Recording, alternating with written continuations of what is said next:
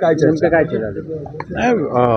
उद्धवसाहेब ठाकरे हे शिवसेना उद्धव बाळासाहेब ठाकरे गटाचे विधिमंडळ गटनेते आहेत आणि त्याच अनुषंगाने ते अध्यक्षांच्या भेटीसाठी आलेली ही सदिच्छा भेट होती आणि आपल्याकडे पाहुणे आल्यावर आपण त्यांचा पाहुणचार नेहमीच करतो, त्यामुळे त्यात काय वावगं किंवा नवल काहीच नाही.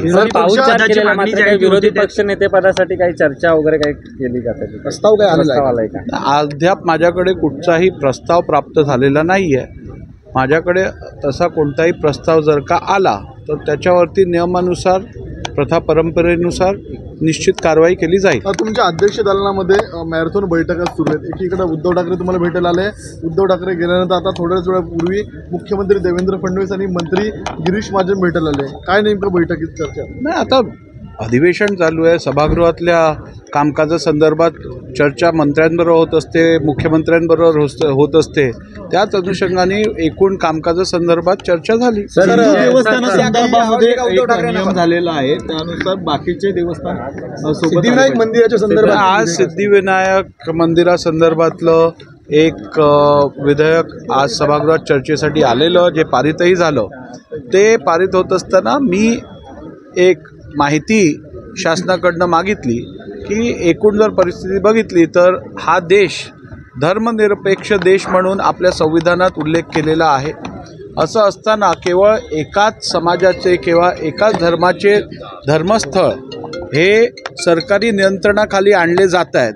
या संदर्भात कुठेतरी समाजात, धर्मामध्ये किंवा लोकांमध्ये एक असा विचार येतो आहे की एकाच धर्माची धर्मस्थान का सरकारी नियंत्रणाखाली आहेत, इतर पण धर्मस्थळ जी असतील त्यांच्यावरती सरकारी नियंत्रण का नाही.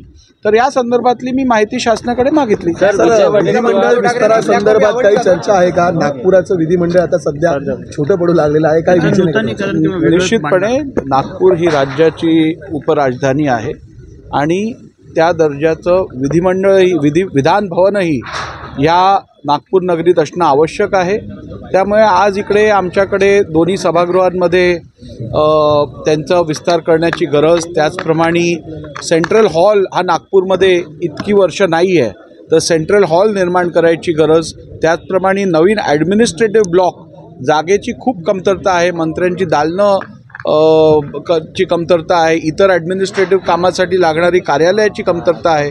त्यामुळे येणाऱ्या काळात काही महिन्यातच आता इकडे जी शासकीय आजूबाजूला जागा आहे ती विधिमंडळाच्या कडे हस्तांतर त्याचं केलं जाईल आणि पुढच्या काही महिन्यातच नागपूरमधलं विधान भवन हे भव्य दिव्य स्वरूपात याचा विस्तार होताना आपल्याला दिसेल.